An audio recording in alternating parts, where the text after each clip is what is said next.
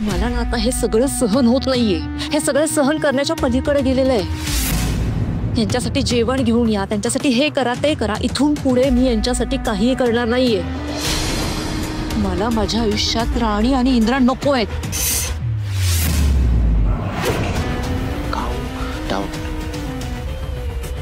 ही शेवटची चिडचिडवर केला. हा ऍडमिट आहे तोपर्यंतच याचा गेम करायला हवा. इंद्राचा शेवट आता हॉस्पिटलमध्येच. तुझ्या डोक्यात नक्की काय आहे? इंद्राची ट्रीटमेंट आता मी करणार. इथे पैसे देऊन ना कोणाची ट्रीटमेंट करता येते. फक्त एक इंजेक्शन आणि काम तमाम. करूया? करूयात का? म्हणजे ऑफकोर्स करायचंच. माझी आजी म्हणायची, हाती घेतलेलं काम तडीस न्या. विक्रांत,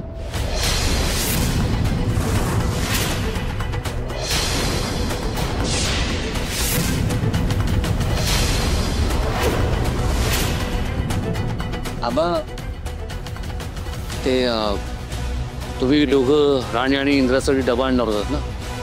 हां, डबा दिला आत्ताच, मगाशी दिला आबा. बर ठीक आहे. या.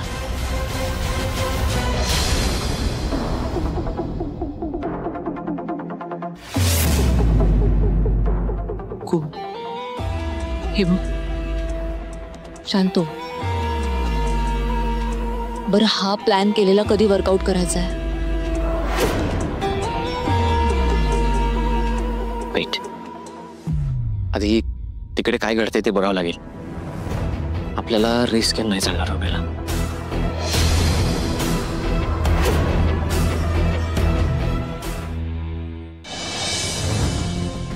आता औषधे घेतलीस ना, आराम कर.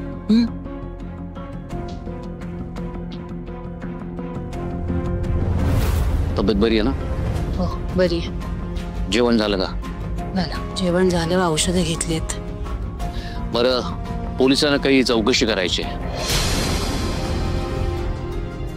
आता बरं वाटतंय ना तुम्हाला? काही थोडी माहिती सांगू शकाल का प्लीज? सर, त्यांना अजून एवढं बरं वाटत नाहीये. तुम्हाला जे काही प्रश्न विचारायचे आहेत ते तुम्ही मला विचारा, मी सांगते तुम्हाला सगळं.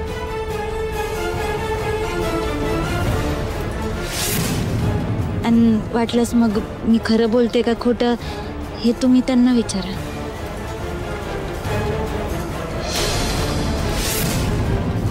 ठीक आहे.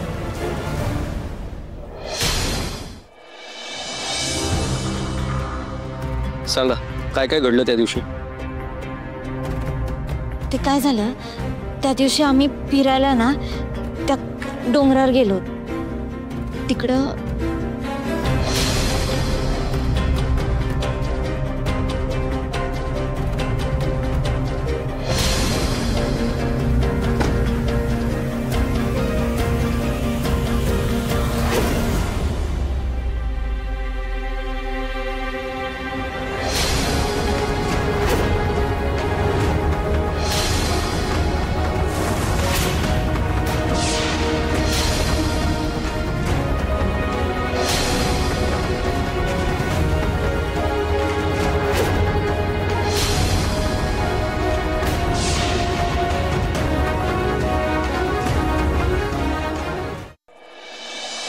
सरांना स्वतःच्या डोळ्यांनी खाली पडताना पाहिलं. मी सांगते, मी खूप घाबरले होते आणि तिथं मदत शोधण्याचा खूप प्रयत्न केला. मी खूप हाका मारला इकडं तिकडं, पण तिकडं कोणीच नव्हतं. मी फोन पण करायचा प्रयत्न केला, पण तिकडं रेंज पण नव्हती. मग मी कशी बशी हिम्मत करून एका वेलीच्या आधाराने तो कडा उतरला. पण माहित नाही कसं माझा पण हात झटकला, मी खाली पडले. त्यानंतर सुद्धा मी उठून ते सरांना पुढे शोधण्याचा प्रयत्न केला. मी त्यांना खूप हाका पण मारला, मी लई शोधलं पण सर कुठंच सापडत नव्हते. मग ना थोड्या पुढे जाऊन एका ओढ्यापाशी मला सरांचा कॅमेरा सापडला.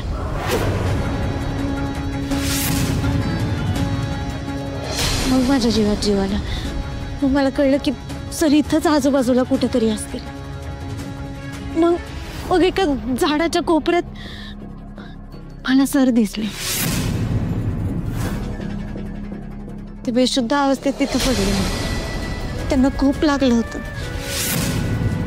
हे रक्त येत होते. त्यांच्या डोक्याला जखम होती. त्यांना हाताला पण कापलेलं होतं. तिकडे ना काही लाकडं होती. मग मी ते सगळं गोळा केलं आणि एक तराफा बनवला. मग नशिबाने आम्हाला तिकडे एक झोपडी सापडली. लई रात्र झाली होती म्हणून मी म्हटलं त्या झोपडीतच रात्र घालू. पण तिकडे जाऊन सुद्धा ना सरांचा ताप उतरतच नव्हता. रक्त पण लई गेलं होतं. मग मी त्या लिंबाच्या पाल्याचा लेप आणि कोरफड त्यांच्या जखमांवर लावलं. मग जरा त्यांना आराम पडला. मग आम्ही रात्रभर तिथेच राहिलो.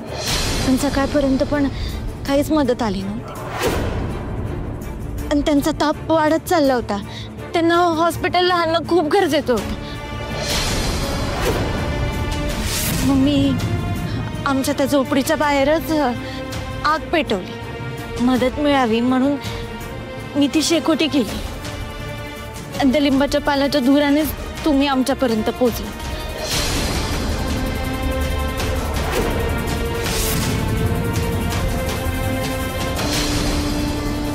हो, राणीनेच वाचवलंय मला.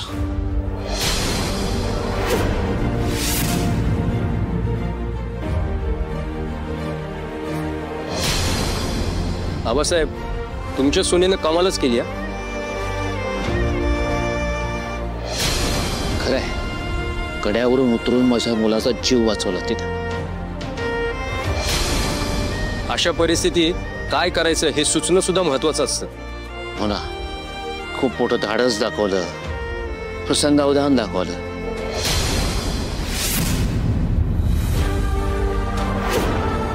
तुम्हाला काय वाटतं, हा घातपात असू शकतो का?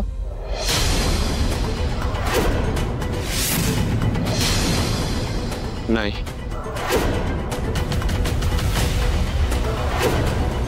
हो.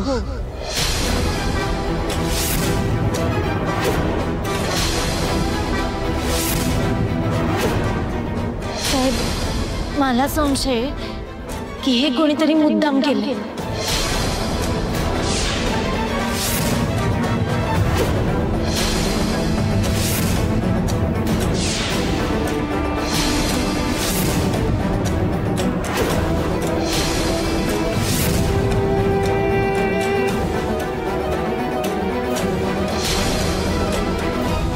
तुम्हाला असं का वाटतंय?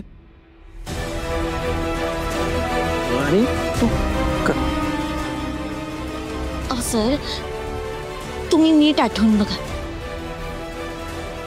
आपण जेव्हा तिकडे गेलो तेव्हा वातावरण एकदम ठीक होतं. काहीच पाऊस नव्हतं, वारं सुटलेलं नव्हतं, काहीच नव्हतं. सगळंच चांगलं होतं. मग अचानक एवढा मोठा दगड खाली कसा बरं कोसळला?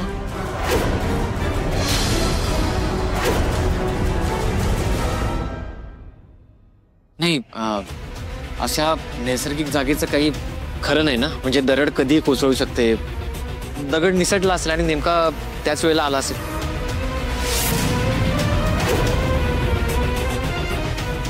पण सर, नेमका म्हणजे किती नेमका?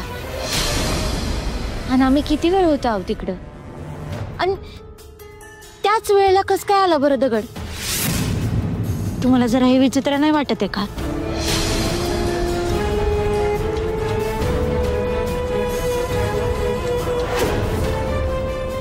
कुणी का असं करेल? आणि इंद्रभुजींच्या जीवावर का कुणी उठेल? हो ना? एक्झॅक्टली. आता ते तर माहित नाही मला, पण आबा मला असं वाटतंय म्हणून बोलते मी.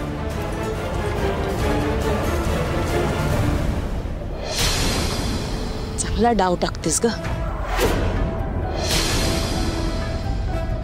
पण तुझ्या या डावाला आम्ही कोणीही फसणार नाही आहोत. स्वतःच सगळं घडवून आणलंयस आणि आता मोरे साळसूतपणाचा आव आणतेस.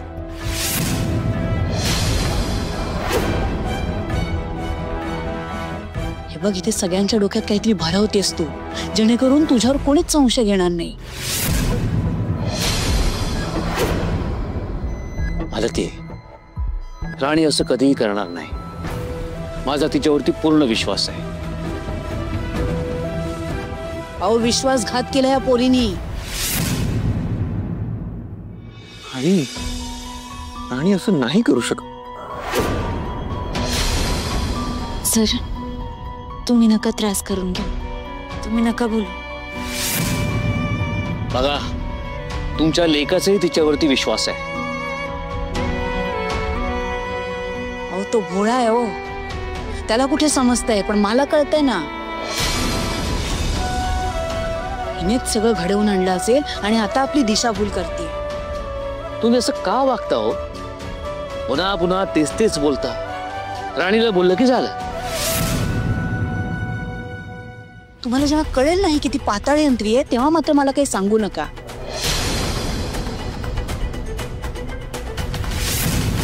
मला ना 100% खात्री आहे. अहो मॅडम, असं का बोलताय?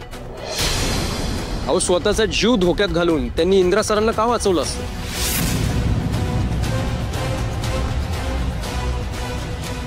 तुम्ही तिच्याकडे लक्ष देऊ नका.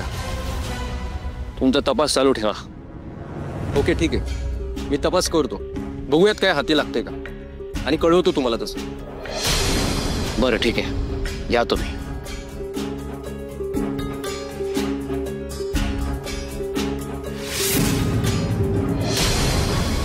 राणी, तू खरंच खूप धाडसाची आहेस. बरं, चला, तुम्ही दोघं जण आराम करा आणि आपण निघूया. तुम्ही जा.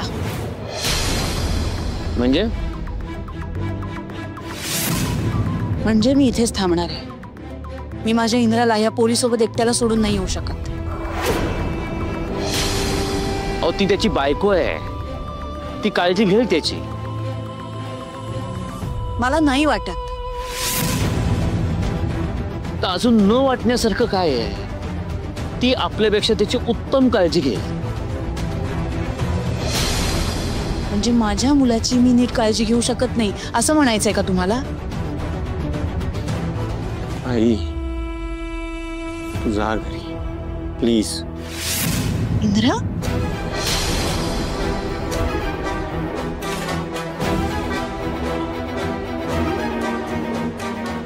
चला.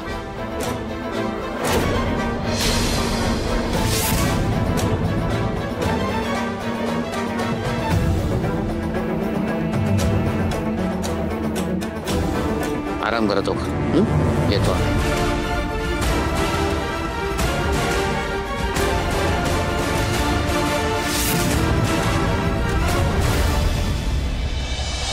विक्रांत, मला काय वाटतंय, आपण हॉस्पिटलमध्ये काही नको करूयात. तुला काय वाटतंय? इंद्रा वाचला कसं मर, काही कळतच नाही मला. आता जे झालं ते झालं, त्याच्यावर जास्त विचार नको करूस. हा, रिस्क घ्यावी लागेल ना. अरे आता आणखीन काय रिस्क घेतोयस? जे समोर आलंय ते आधी निस्तरावं लागणार आहे आपल्याला. राणी जे काय बोलली ना, त्यामुळे सगळ्यांच्या डोक्यात आता संशय आलाय. तू त्याचं टेन्शन नको घेऊस. कटकरला मी गप करतो, ते माझ्यावर सोड.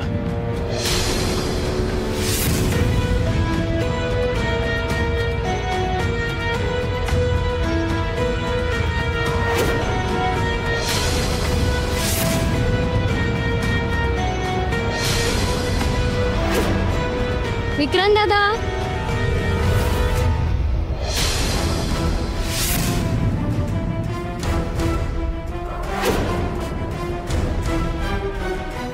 विक्रांत दादा, जेवलास का? हो, तुझं झालं? हो, मी तुमचाच विचारायला आले होते. येते.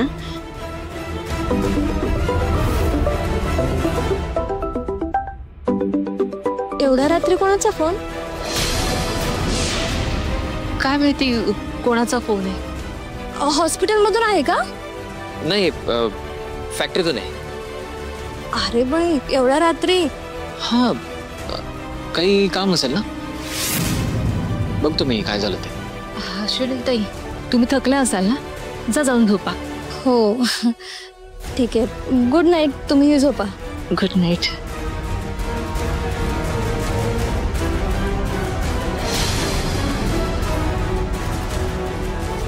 मला वाटलं जातच नाही की काय. हो, तू फोन लाव काटकडला ते.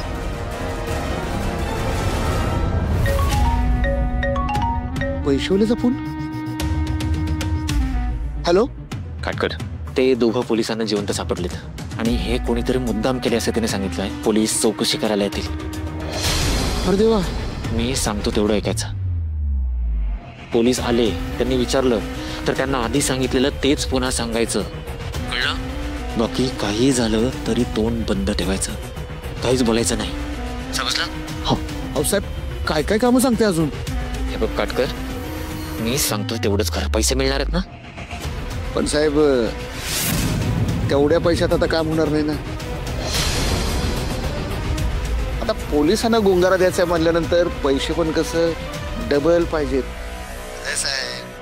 आता माझं तोंड बंद राहिलं तरच तुम्ही. हे बघ काटकर, पैसे पोचतील, गप्प राहा. आणि हो, आपल्यात यापुढे काही कॉन्टॅक्ट होणार नाही. जे काय झालं ते विसरायचं. जे काही घडले ते कधी घडलंच नाही. पैसे मिळाले ना तर आठवणी आपोआप पुसल्या जातात. काटकर, पैसे पोचतील.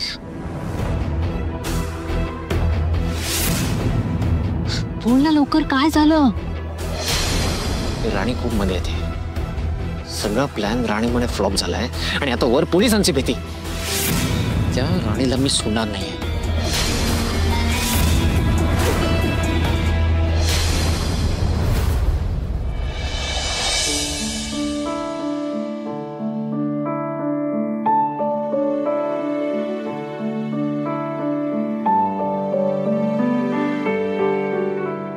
काय चाललंय तुझं? झोप ना शांत. तुम्ही मला बोलताय, पण तुम्ही का झोपत नाही? तुझ्यामुळे. माझ्यामुळे? मी काय केलं? एक टक नको बघूस माझ्याकडे, मला झोप नाही लागणार. हाय का आता? तुम्ही माझ्याकडे बघू नका. मी कुठे बघतोय? तुम्ही जर बघत नाहीये तर तुम्हाला कसं कळलं की मी तुमच्याकडे बघते? मी बघत नाहीये.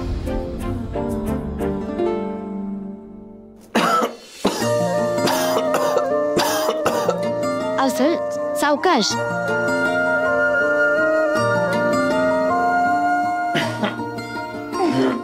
थांबा एक मिनिट.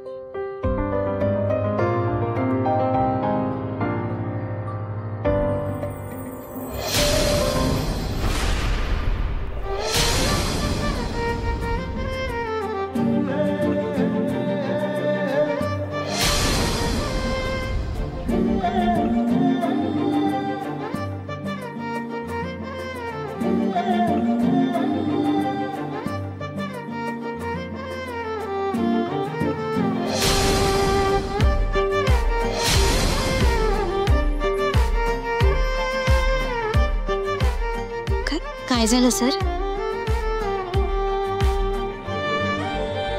इंद्रा, कमान, बोल तिला थँक्यू. बोलून टाक. सर काय झालं? काही बोलायचंय का तुम्हाला? काही त्रास होतोय का? हे काय चाललंय तुमचं? तुम्ही का उठला जागेवरून? तुम्हाला तर रेस्ट सांगितलंय ना, तरी तुम्ही उठलाय.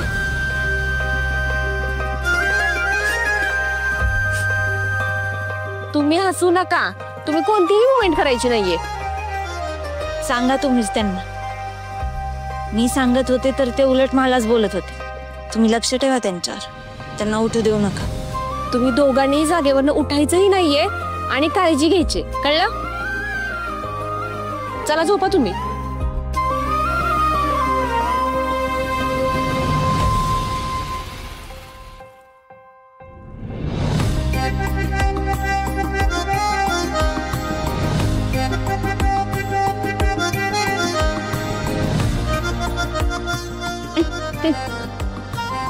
आता काळजी घ्यायची, उठायचं नाही, जमिनीवर पाय अजिबात ठेवायचं नाही, कळलं?